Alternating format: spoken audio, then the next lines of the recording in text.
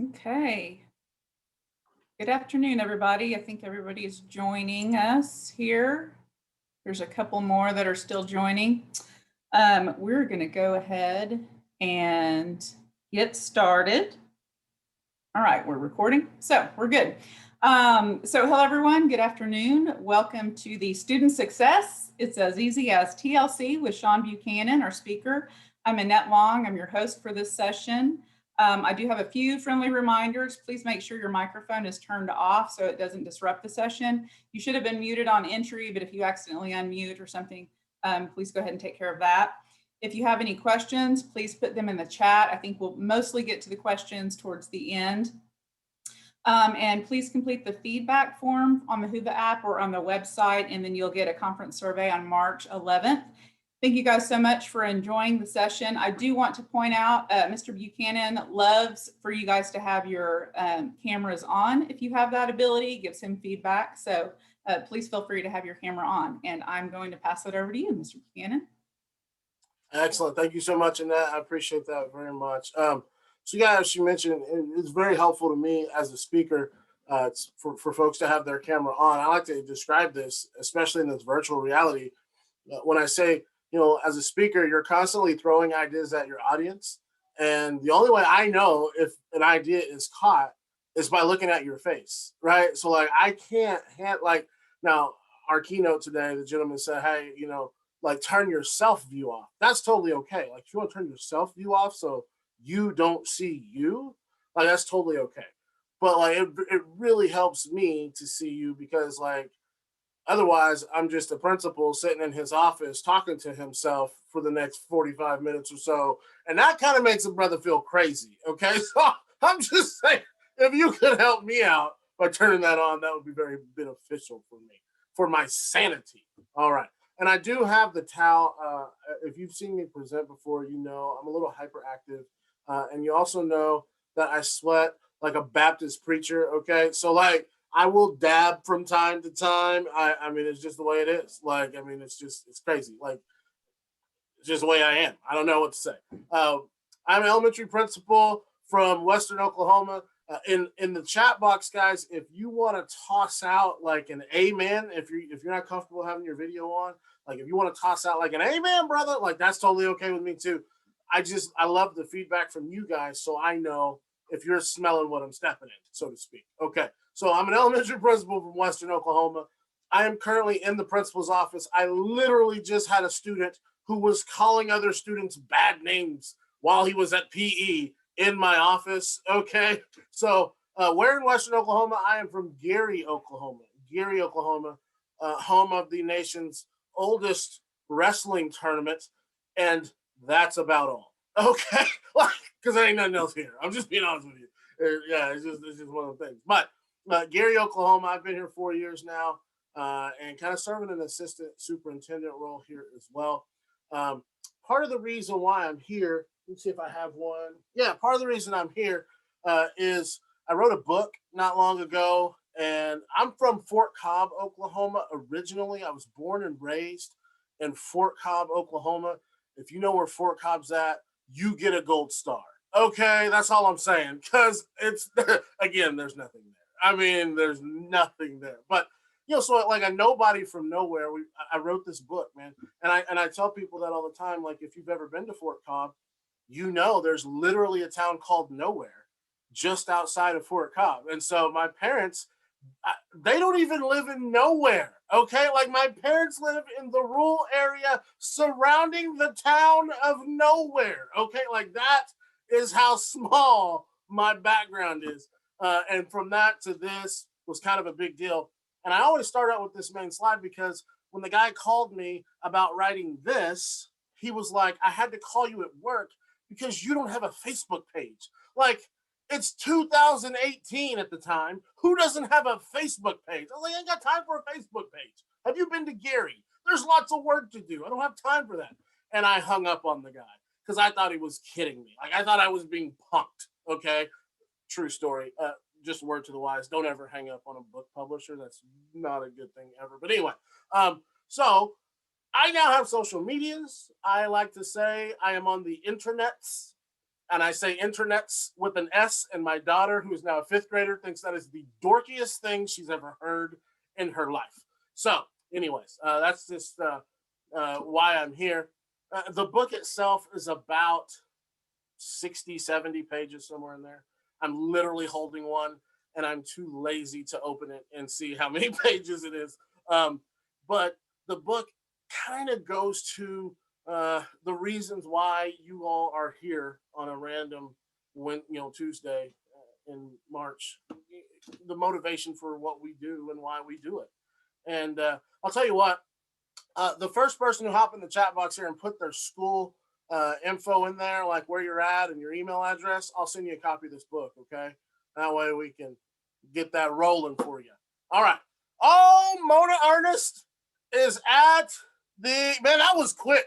Mona Ernest had to have started typing that as soon as I start. She was like, you know how educators are. I feel something free coming. I feel it. I feel something free. And she had to have started typing that literally as soon as I said a word. Oh my gosh, that was fantastic. She types 4,646 words per minute. Mona Ernest. Oh my gosh, that was phenomenal. All right, I'll tell you what, Mona, why don't you shoot me in the chat, type in your email address, and I'll get with you later on, and I will get that sent to you, okay? Very good. So let's talk a little bit about this philosophy, this TLC philosophy that we developed here in Gary. And I want to show you my motivation for this. And if you've seen my presentation before, you'll realize that these are pictures taken pre-pandemic. And I have not taken family pictures again. Okay, so you just have to look at the same pictures. I'm sorry. But this is the reason why this philosophy exists. These pictures right here. Okay, that's my daughter, Sasha. Sasha's a fifth grader now in my school. She's a little angel. I mean, she really is. She's sassy and sweet, and she looks like me with hair. I mean, she's just precious. And I tell people that Sasha is so pleasant that if you look at that picture, even the dog is smiling, right? So that's how pleasant Sasha is. Look at that. I mean, that's my boo. Okay. And then this is the other reason why this is so important to me. This is my son. This is Junior. And he's a second grader now. And actually, he came in my office yesterday because he swallowed a Jolly Rancher. That's who Junior is. Okay. I swallowed a Jolly Rancher and now my chest hurts. I'm like, what is wrong with you? Like, that is who my son is. Like, the first day in this school, his first day as a student at Gary Elementary, he got sent to the principal's office. Guys, do you know who the principal is? It's his dad. On his first day of school, he got sent to the principal's office. I'm like, dude, I'll say something. This is a small group. There's about 65 of us. Hopefully I don't offend anybody because people have gotten real sensitive since I started doing this. But we like a little family here, so I'm going to keep it real. I said to him something that my mother used to say to me all the time. And when it came out, I couldn't believe I'd said it out loud. You ever had that moment? I looked at him. The kindergarten teacher's bringing him to on the first day of school. And I said, little boy, I will beat the black off you. You understand me? I said that to myself. I will beat the black off you. I've never said that. Oh my gosh. I was like, I can't believe I said that. You cannot get sent to the principal's office when daddy is the principal. Stop it. He was taking his crayons and he was putting them in between his fingers like they were Wolverine claws from the comic book, arr, and he's growling at the kid sitting across from him. Arr. That's who he is. But these two kids form the basis for why this philosophy exists. You see, before I came to Gary, I was the elementary principal at one of the schools in Weatherford, Oklahoma. And Weatherford is a very highly functioning school district. We had great test scores. Everything was going well in the building in reference to the level of achievement that was occurring. It was actually that way across the district. And I pulled my kids out of that district and I put them in this district. And I'm going to tell you that when I came here, this was the lowest functioning school system I'd ever seen, ever. By any standard you wanted to use, we were failing these students. And so I had to try to come up with a way to figure out how we could move our staff forward in a way that would serve the needs of not just these kids in town, but my babies too. That was so important to me. And this TLC philosophy is what we came up with. Now, just briefly, how does this book affect people? Well, I want to share with you some quotes here from educators, teachers, just like you guys, counselors. And this quote here, this like when I saw this, I got a notification on my phone, and I felt like I was so big time, y'all. I felt so big time. This was my first Amazon review. Yeah, I was like, yeah, that's right. I'm the man. I got Amazon reviews. Yeah, that's right. Yeah, that's right. This is actually a young lady from my hometown. Me and her brother graduated high school together, right? And so for her to be the first person to review my book on Amazon, oh my gosh, I was so hyped.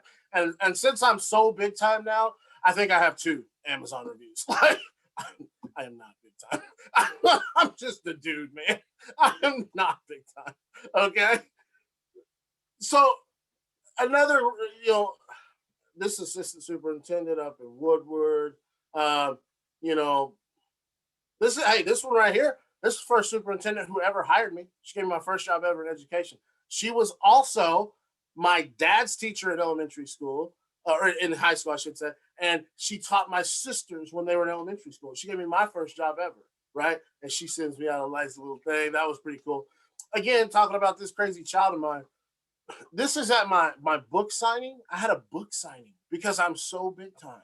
I'm not big time, guys. I'm joking. You gotta understand. I'm joking. Okay, but it took twice as long as it should because my son is on the front cover of the book. Every book I signed, he felt like he had to sign. He's like, Daddy, they just really here to see me. I mean, they all here to see you. So let me sign. And people are encouraging him. They are encouraging this nonsense. I couldn't believe it. I said, this is my moment, you little heathen. Okay. Hey, man, it is what it is. Right. So let's get into this philosophy and let's talk about these principles and let's see how they help you. What is TLC? Well, do y'all remember TLC? Okay. You know what I'm saying? Let me see. Look at you. Sarah Kirk's getting with it right now. I saw you. Yeah. Yeah, that's a real thing. That has absolutely, I'm going to adjust my camera for just a second here. That has absolutely nothing to do with our presentation. That's just for me. Okay. Like, I'll just tell you, that one in the middle, that girl in the middle, that is Lisa Left Eye Lopez. Let me tell you something. When I was in middle school, me and Lisa was going to get married. She didn't even know. She didn't even know. I was like, yeah, so as soon as I can reach the pedals in the car, I'm going to run away from home. I'm going to find Lisa Left Eye Lopez, and we're going to get married. I know I'm 11, but that don't matter. Like, she gonna feel this. Like, she going to like me. I know she is. So anyways, yeah, that was, whoo. Yeah, so really, though, that has nothing. My wife hates this slide, by the way. My wife she's like, that is unprofessional, and you need to take that out of there. And I will one day. Like, I will take that out of there someday. But today's not that day. Okay, that's what I'm saying. Today is not that day. All right, so what is this TLC thing that we're talking about? Well, it's these 3 principles, and I love to talk. Anytime a group will give me an opportunity to talk to them about these principles, I love talking to people about these things because this applies to what you're doing right now. This will change your life tomorrow if you'll allow it. That's how important these 3 principles are. And what we want to do, we see these kind of like, textbook definitions of these principles. But what we want to do is look at how these principles apply to you. And so let's just, we got an abbreviated time frame today, but we're gonna kind of run through these pretty quickly together. And so let's just take them one at a time. Tenacity. And when I talk to people about tenacity, I always focus on this part of the definition that centers around not being easily dispelled. And so the question is, how does this quality of tenacity apply to what you as counselors and educators do? Well, let's illustrate it by means of the following video. This man right here is my great-grandfather. He's the first cat herder in our family. Herding cats. Don't let anybody tell you it's easy. Anybody can herd cattle. Holding together 10,000 half-wild short hairs, well, that's another thing altogether. Being a cat herder is probably about the toughest thing I think I've ever done. I got this one this morning, right here. And if you look at his face, it's just ripped to shreds, you know? You see the movies, you hear the stories, I'm living a dream. Not everyone can do what we do. I wouldn't do nothing else. It ain't an easy job, but when you bring a herd into town and you ain't lost a one of them, ain't a feeling like it in the world.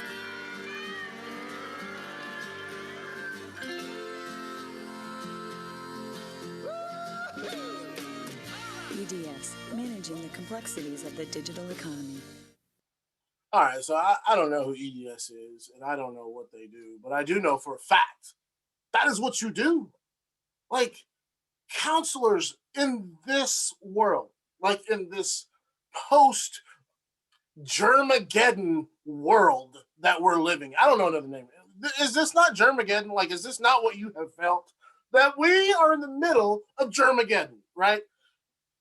The counselor in this role, I spoke to a group in Nevada, the Nevada School Counselors Association. And I was speaking to this group on this topic, and a lady stuck around after the session, and she says, look, man, like, I'm like the assistant principal. I'm like the mom. She had all these roles that had been thrown upon her. She was a district test coordinator. She was a building test coordinator. She had all these extra roles that were thrown. Plus, she's trying to put kids in touch with resources because kids are not coming to school at her side and so on and so forth. She said, I feel like I'm hurting cats. Like, that video spoke to my soul. That's what she told me. I feel like I'm hurting cats. And I'm like, that's the point. And so here's how tenacity helps. I like to tell people that the enthusiasm that is associated with this quality allows you to attempt to reach self-focused children and not to give up until you do. And I used to really spend a lot of time talking about self-focused children. These children who are self-focused oftentimes because of their social and emotional issues, they have to be self-focused. But you know the kids who have started to dominate our attention during Germageddon are the apathetic and defiant children. Now, I say that in reference to my experiences here. Your experiences in your district may be different. But here's what I found. We have students in our district who, they're not like angry at their teachers. They're not just like the student whose parents are going to get on Facebook and become like Facebook warriors railing against the school. They simply don't care. You call the parent and you say, we're doing the virtual instruction thing. Your kid hasn't logged on in 3 days. We hadn't seen him all week. He's missed 2 weeks. And the parent's like, I didn't graduate from school. I'm okay. I mean, do you have this in your district? The defiant student, the guy who changes his name on Zoom to Captain Underpants on purpose, continually. Do you know what I'm talking about? All right. And so we start talking about this idea of tenacity and being like not easily dispelled. We have to be careful with how we handle those situations. Have you noticed that as your stress level rises, those situations cause you to respond differently? So here's what I say. We have to be careful with how we handle those students. I tell people all the time, I was raised by Medea from the Tyler Perry movies. I don't know if you've ever seen one of those movies. Okay. That's my mama. Okay. My mom's like 5'3". She's a ball of fire. I'm going to tell you, my mama don't play. Okay. And so like that affects you. As I can remember the first time I was walking down my hallway and I heard one of these babies look at their teacher and say, no, you can't tell me what to do. You ain't my mama. Like my head almost fell off my shoulders. Like I could not believe what I was hearing. Why? Well, because in my house, my mama's house, my mama, there'd have been a chalk outline around me. I would be deceased. You understand what I'm telling you? If I said something like that to a teacher at school. In the chat box right now, what would happen if you got in trouble at school when you were growing up? What's your answer? Type that in the chat box. If you got in trouble at school, what would happen when you got home? You know what would happen. See? Look at you. Look at all these teachers. Look at all these teachers getting on the thing saying, oh, Lord Jesus, when I got home. Lord have mercy. When I got home, it'd been times two. Look at you teachers, right? See? You realize I've never spoke to a group of educators where I've never seen that response. Oh, good grief. When I got home, Lord have mercy. Right? But for some reason, there's this disconnect between what we got and what we see happening to these babies today. I'll tell you an example of this. My older sisters both work for me. and let me tell y'all something. Okay? Jesus loves you when your older sisters have to work for you. Okay? That's all I'm talking about. Let's go. Both of my older sisters work for me. My older sister brought a student to my office, and he had been defiant. He, kind of doing that talking back thing. And she turned into Medea. And let me tell y'all something. Y'all ever seen, listen, again, we like family. Okay. Hopefully I don't offend anybody. We like family here. Okay. So we just keeping it real. Y'all ever seen a black girl? Obviously, my sister, right? Y'all ever seen a black girl do this? Y'all ever see that? Y'all ever see that? Okay. My sister's doing that. Okay. And she's going, talking about this baby. Okay. He is annoying everybody around him. And I am done. I'm going to do my Macaulay Culkin.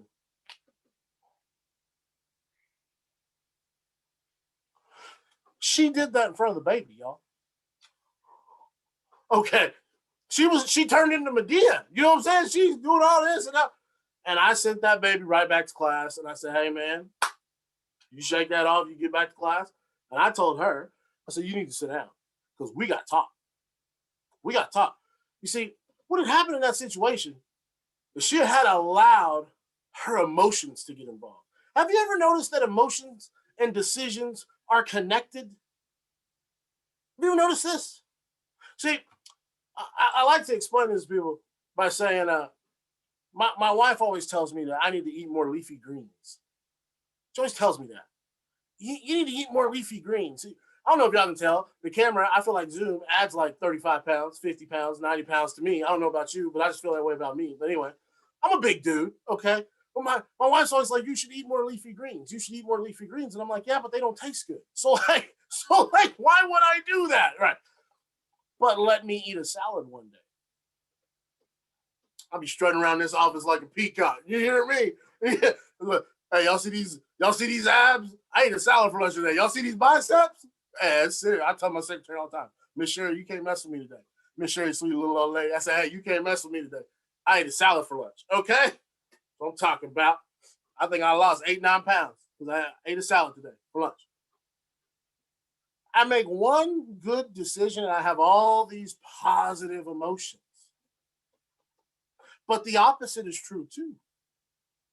You see, you can make a bad decision and all of a sudden these negative emotions are everywhere. You see, that's what happened in the case of my sister. She made this bad decision. Called this baby out. She got all emotional because, she was too close to this thing. And now she's making a bad decision and shaking her finger and moving her neck in the baby's face. Okay? Well, now I got a problem with her. So I was telling you, I kind of let her have it. I said, hey, we don't do that here. We're all about these babies. We do anything we can for the babies. You gave up on him in front of him. Right? So I had a few words for her. You know what she did? Because I let her have it. I said some not nice things. You know what she did? Do you know what my sister did? She called my mama. Yeah. Yeah, she called my mama, y'all. That wasn't good. My mom called me like, little boy, were you mean to your sister? I'm like, Mom, she like the baby was there. She's doing this. And she's like, I don't care. You do not be mean to your sister. She called my mama, man. That ain't right. Like, that's not okay. I had to talk to the staff about that one in the next staff meeting. I said, hey man, she called my mama. That ain't right. Like, I don't know if she's wrong for that. Anyways, do you see the point? When you're dealing with these situations of apathy and defiance, I need you to make good decisions. Slow down. Take a step back. You know, have you ever heard the illustration of a person who tries to rescue a kitten from under a porch? What happens? Well, they get clawed at, they get bitten, but it's for the good of that kitten, right?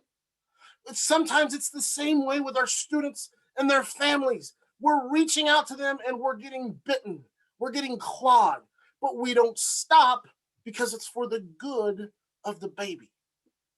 So make a good decision and then let your emotions follow. All right, I got to get moving on, so I'm going to run out of time, and she's going to give me my 10-minute warning. I'm going to be on my first slide. Good grief. All right, we got to go to loyalty. Let's talk about this just real quick. Loyalty, giving firm or constant support. This idea of loyalty, hey, this is real, and I'm going to abbreviate this. Normally, this is a really large part of my presentation.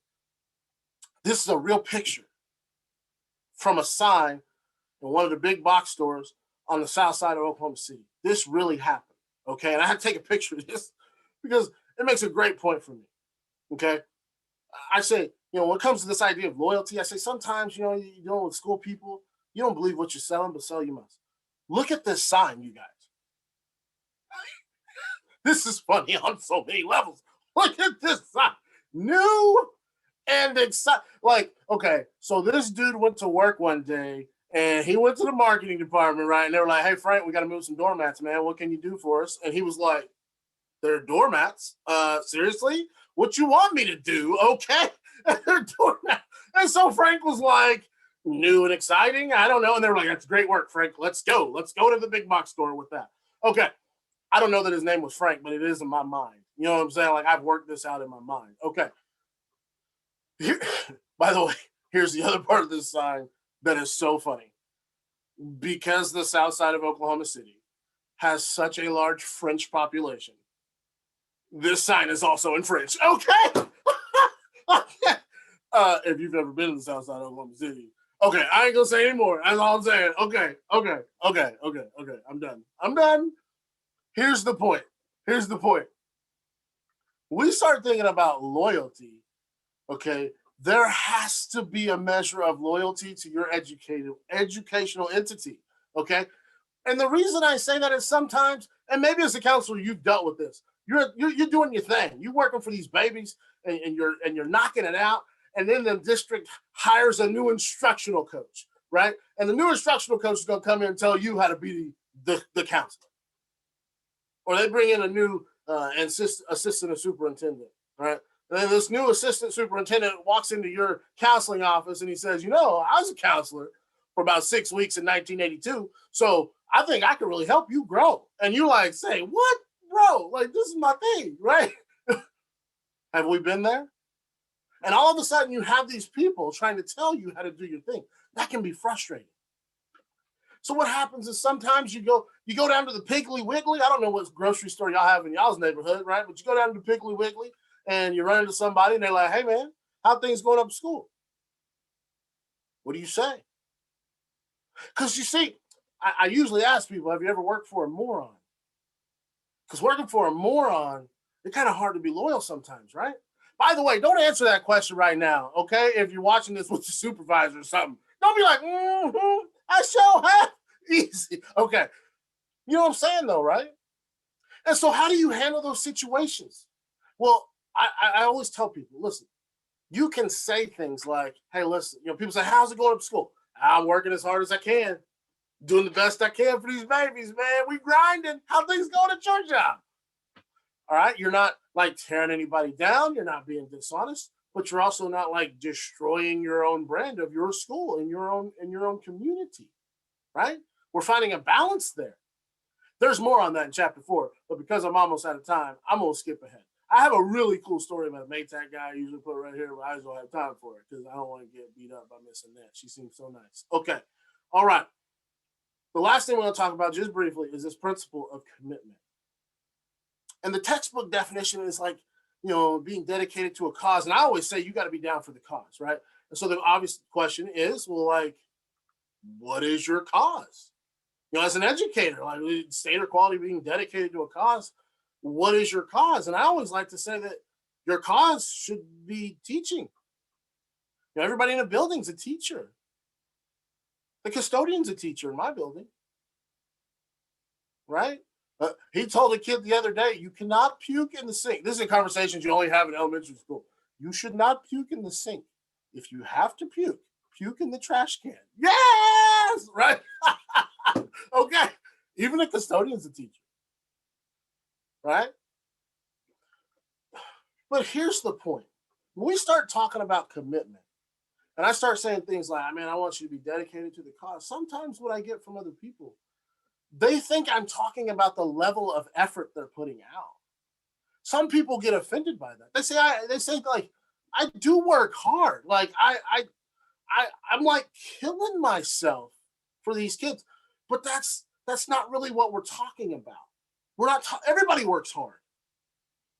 That's not what we're talking about.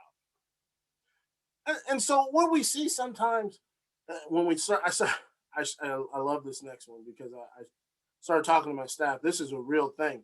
I started talking to my staff about this idea of like committing, you know, and you know, a level of commitment that goes beyond that, which ordinary people consider commitment, you know, and what can we do for these kids?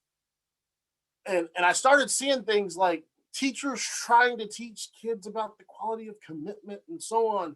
I started seeing things like that. Do you remember those? Do you remember the hanging their cat posters and this? Do you remember this stuff? Like I started seeing that stuff, and I'm like, guys, that's not the point. Like again, we're trying, but no, it's great to teach them. Like, yeah, okay. Anyway, those were funny. I took a picture of that, and I told her, I was like, I'm going to use that. Thousands of people will see that you hung up a poster after our conversation about commitment, for crying out loud. Gosh, elementary people. Oh, I wish I had time for that story. I don't have time. Okay. That is a great caption for a picture. Okay. That is a great caption for a picture. Okay. By the way, since we're talking about facial hair, I don't know if you can tell, I've been growing this mustache out for the last 8-9 months, and I think it's coming in nicely. What do you think? That 8-9 months work right there, but you know, it's a work in progress. Anyway, all right, we don't have time for that. We got to keep it rolling. Here's the point of that story. I want to ask you this question because, you know, we talk about in your life, if I was to ask you in your educational life, like, what do you want for your kids? What's your goal for these babies? You know, when I asked counselors that, I asked the Missouri School Counselors Association that question, it turned into a Hallmark card session. Good grief. You counselors, I believe that every child can live up to the fullest of their potential. Every child needs to know that they could be the president of the United States if they want. I mean, it was just ridiculous. It just ridiculous. Okay, my question is, if that is what you want for your children, what is it that stops us from getting that? Because any group of educators you talk to, and I talk to principals, I talk to superintendents, I talk to teachers, I talk to counselors, they all tell me the same thing. We want every kid to graduate and move on to the next part of their life in whatever way they want and, you know, be successful, and we're not getting that. We're not getting that. What stops us from getting what we say we want? Now, I would love to be able to have the time to come to your district and examine what stops us from getting what we say we want in your district. Here's what we found in ours. We found two things. This is fascinating to me. I love to study these things and talk to people and talk to students. Here's what we found in our district. The first thing we found is this idea I talk about, that the enemy of best is good. The enemy of best is good. And maybe you've not ever heard that before, but I think you understand the principle behind this saying. You see, I feel like it's very hard for people who are good at something to become great at it. Why? Because our entire life, good has been laid before us as a target. And when I came to Gary, I had a building full of good teachers. Good. I want you to think about this. I'm going to pick on somebody. I'll pick on Ginger Allison. I hope I'm saying that right. Ginger. Okay. So, Ginger, let's say you have a performance review. Your boss comes in. He says, hey, Ginger, I think you're doing a great job. Like, I think you're good. You know, you're working hard. You're on time. You're diligent. You're prepared. You do a really good job. How are you going to feel? You know, how are you going to feel? Not the best. Ginger, you work hard. You do good work. Okay? You do good work, man. I'm proud of you. Hey, I'll tell you, there's a lot of people that would take that and run. He said, I do good work. He said, I'm diligent. He said, I'm prepared. He said, he's proud of me. I'll break it down for you. I was in the pre-K room yesterday. We had these kids picking up the toys in the pre-K room. I don't know if you've been in a pre-K classroom recently. These kids had a little fake kitchen in there. There was a kid eating on the plastic hamburger like it was a real hamburger. I said, hey, man, you got to get that out your mouth. What is going on? What is happening? Okay. They're picking up all the little toys. And I said, hey, good job. You guys picking up all these toys. The teacher asked you to put it up. You got right on that. Good job. And, man, you should have seen the smiles. Principal said, I'm good. I did a good job, right?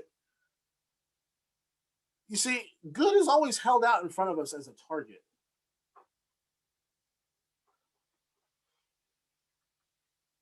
But we can't settle for good.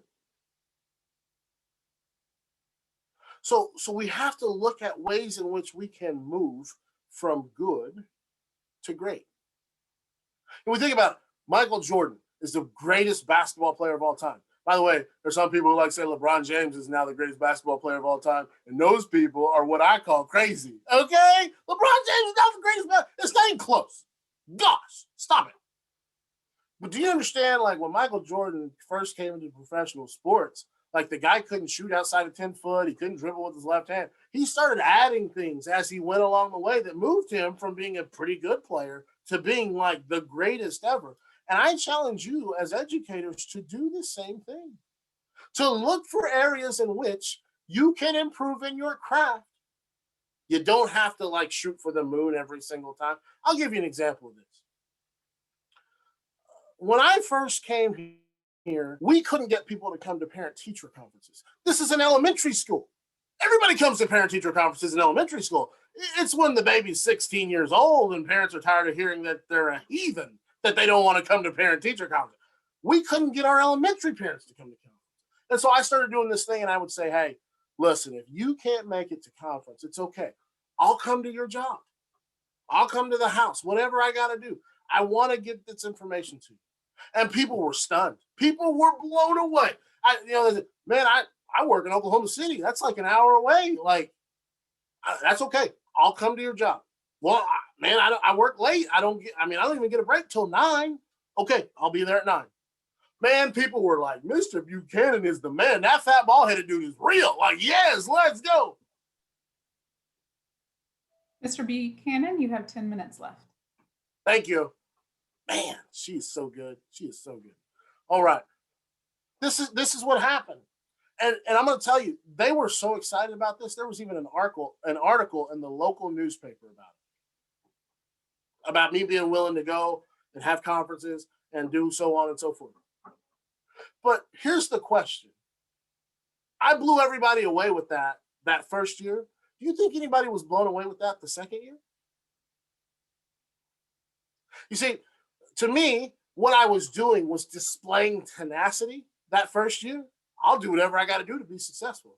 And I exceeded parental expectations by doing that. But in year 2, do you understand that tenacious effort I was putting out in year one became their new expectation of me in year two? That's just what he does. So if I wanted to exceed expectations again, I had to find another area to go above and beyond. This is what I challenge you to do. Commitment is what allows you to be willing to look for that other area time after time. All right. I'm running out of time. Our second key we found was cheering works. And I have a really great video that I don't have time to show you about the effectiveness of this. Okay. But here's what I want to do. I want to fast forward through that.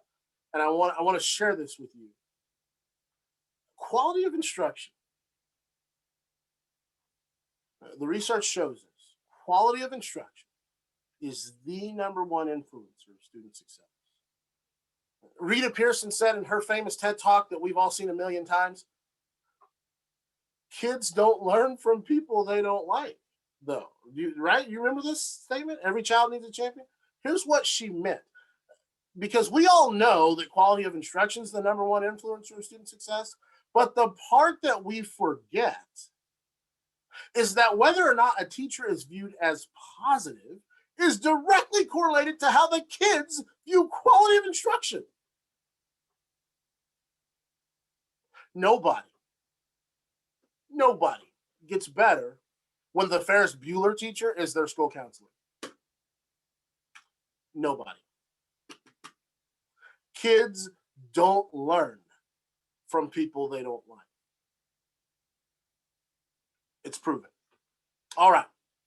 So when you go back to work tomorrow, I want you to imagine you have a kid walking your hallways, okay, whether you're at a technical center, at a high school, whatever it is. That's like the person in this next video, person named Gail. This is gonna be our closing right here, okay? And I'll take any questions or anything you guys have.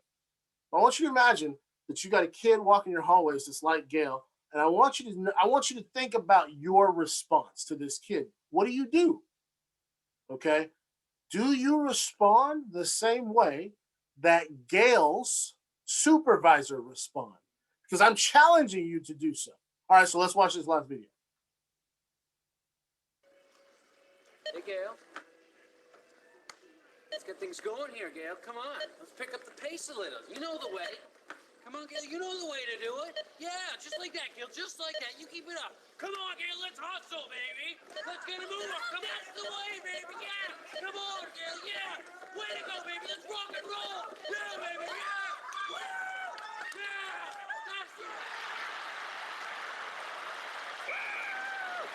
You see, what we found in our district is that we weren't cheering enough. We weren't building our kids up enough. So ask yourself, how far are you willing to go for your kids? Are you willing to put yourself out there like that supervisor was willing to do in that previous video? So that's all I'm going to have time for, because I do want to leave some opportunities open here to talk for just a little bit. Again, don't forget these principles. If you want to continue the conversation, you can always hit me up online. Don't ever forget TLC. Okay, let's go. Yes. All right. No, that is not what we're doing here. But you guys just hit me up if you have any further, you want to kind of continue the conversation, you have any further questions. But anyway, all right, Miss Annette, like I did see some things pop up in the box there. If you guys have any questions, you want to continue the convo, please let me know. If anyone has a question, feel free to go ahead and type it. Mostly, there were a lot of responses to what's going to happen if you get in trouble at school. Pretty much everybody said you're getting in trouble at home.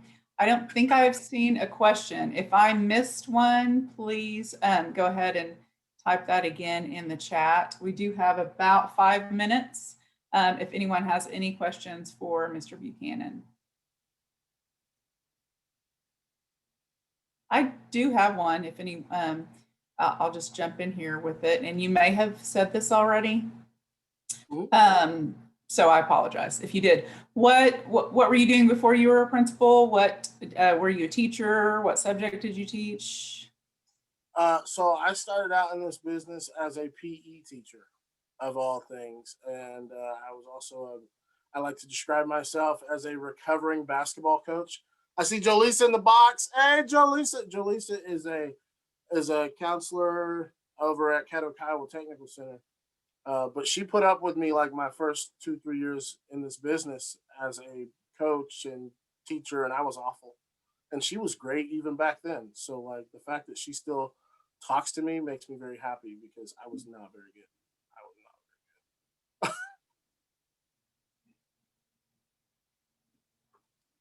So I'm not sure quite how to formulate this question. Again, this is one of mine, and I absolutely don't want to hog. So if anyone has a question, please feel free to type it in the chat. But I think, speaking from my own experience as a school counselor, I would say it would have been wonderful to have had an experience where someone leading the school really knew that they needed to work on the school climate and culture and really address those things for the happiness and success of everybody at that location, and to really build a family. So do you have any pearls of wisdom on that? Do you have any just because, you know, some people, a lot of people don't ever have that experience, unfortunately. So I'm not going to say a lot. Some people don't ever have that experience. So can you say a few words there, encouragement, or how you got there yourself? Yeah, again, I've only got like a few minutes left, but I got to this point where I'm at today through failure. Like seriously, when I tell you I wasn't very good as a teacher, I was even worse as a principal at the beginning. Okay, it was not good.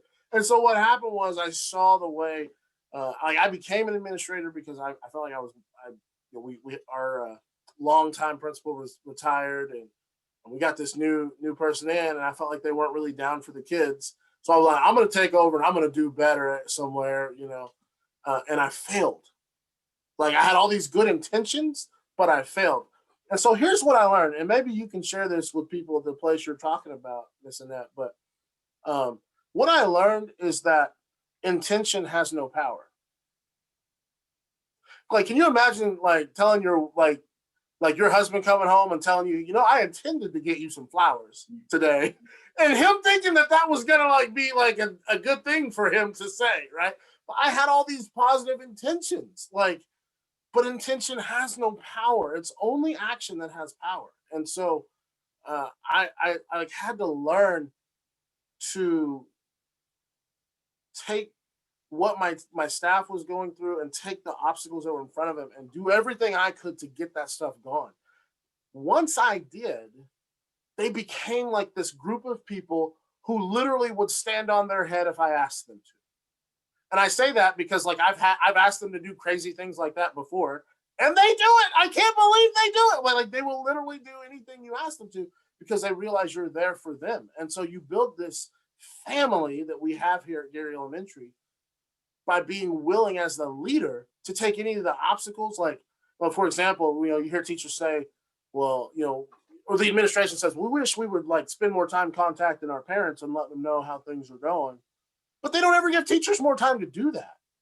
Or they say, you know, as the counselor, you should put somebody in touch with these resources, you know, to do it. But they don't give you time to do that. Well, I'm going to give my staff an additional 30 minutes a day without students so that they will have the time to make those contacts, so that they will have the time to reach out to parents and let them know about those resources where they're not responsible for students. Just small things like that started making the world a change because our staff realized they had a leader who was willing to do whatever for them. And so now they're willing to do whatever for me. And I love them for it. I love them so much. That's great. We did, if someone was interested in you coming to their school and speaking, are you available for that? And if so, how could they get a hold of you? Yeah, I love doing that. I do it all over the country. You know, I tell people this time last year I was in Hawaii.